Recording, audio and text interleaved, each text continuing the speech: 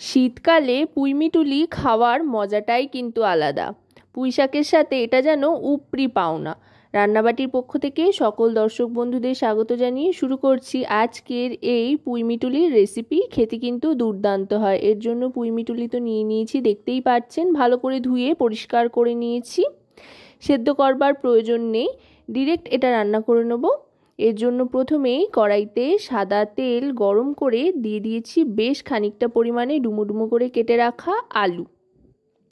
আলুটাকে বেশ লালচে করে ভেজে নিতে হবে। আর সম্পূর্ণ রান্নাটাই এখানে সাদা তেলে করব।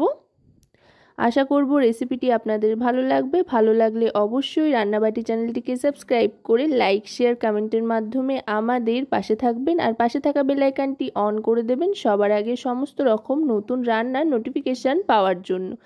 কারণ আপনাদের নিয়ে, আপনাদের জন্যই আমাদের চ্যানেল রান্নাবাটি।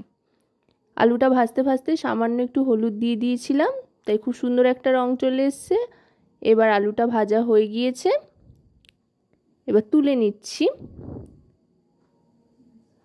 আলুটা ভালো করে ভেজে নিলাম, এতে করে আলুতে খুব সুন্দরভাবে মশলাগুলো সব ঢুকে যাবে আর অনেক বেশি টেস্টি হবে।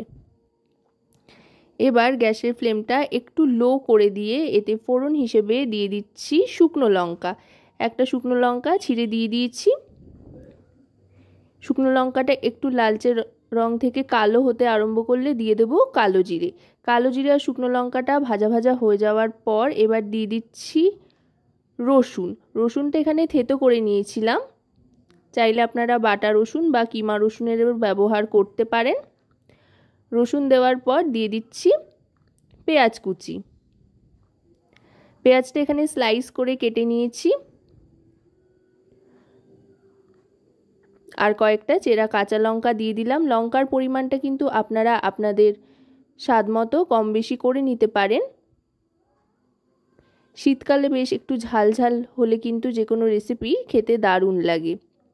পেঁয়াজটার হালকা একটু গোল্ডেন রং ধরে আসলেই পুঁইমিটুলিগুলো দিয়ে দেব। দিয়ে এবার এর সাথে ভাজতে থাকব।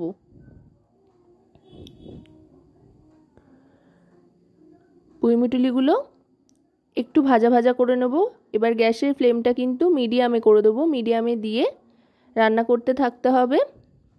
এবার দিয়ে দিচ্ছি এতে টমেটোর টুকরো। এখানে একটা মাঝারি সাইজের টমেটো স্লাইস করে কেটে দিয়ে দিয়েছি। এবার দিয়ে দিচ্ছি হলুদ গুঁড়ো পরিমাণ মতো, আর দিয়ে দেবো পরিমাণ মতো নুন। টমেটোটা দেওয়ার পরেই নুনটা দেবেন, তাতে করে টমেটোটা খুব সুন্দর নরম হয়ে আসবে। আর দিয়ে দিচ্ছি এখানে লঙ্কার গুঁড়ো।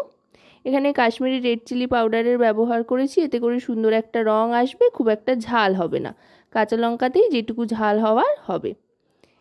নুন দিয়ে সবটা ভালো করে নাড়িয়ে চাড়িয়ে নিয়ে বেশ যখন টমেটোগুলো একটু নরম নরম হয়ে আসবে তখন গ্যাসের ফ্লেমটা আবার লো করে দেবো।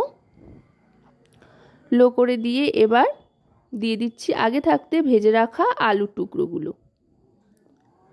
আলুটা দিয়েও ভালো করে মিশিয়ে নেব।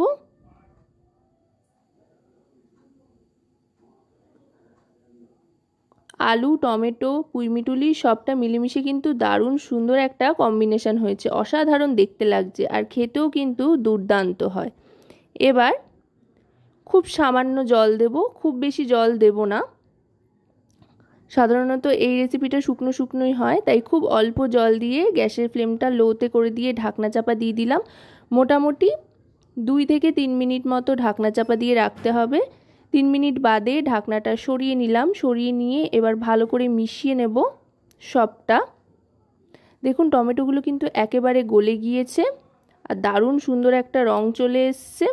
এবার দিয়ে দিচ্ছি ধনেপাতা কুচি। সব শেষে ধনেপাতা কুচি দিলে কিন্তু অসাধারণ একটা গন্ধ আসবে আর স্বাদও অনেক গুণ বাড়িয়ে দেবে।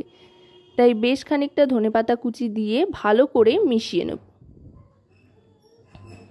দেখুন একদম কিন্তু এরকম শুকনো শুকনো হবে। এবার সার্ভ করে দিচ্ছি খাওয়ার জন্য।